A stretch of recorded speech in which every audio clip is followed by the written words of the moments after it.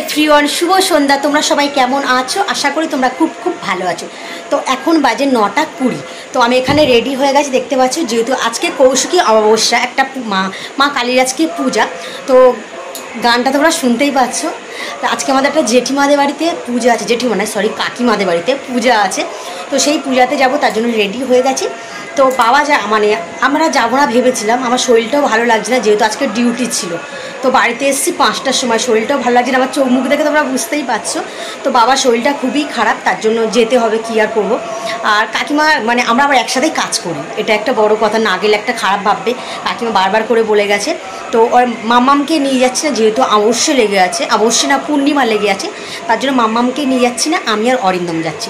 আর এই শাড়িটা কিন্তু ভীষণ ভীষণ আমার একটা পছন্দের শাড়ি, এটা আমার স্বাদের শাড়ি, মানে খুব স্পেশাল একটা শাড়ি। তো আমার মাম্মাম তো কাকিমাদের বাড়িতে যাচ্ছি, কোনো বছর যাই না, প্রত্যেক বছর বাবাই যায়, এবছর আমি প্রথম। দেখতে পাচ্ছ গাইস, ঘামছি আমি অটোমেটিক। তো চলো, অরিন্দম তো রেগে ফায়ার হয়ে গেছে, নিচে যেতে হবে, তো চলো। অনেক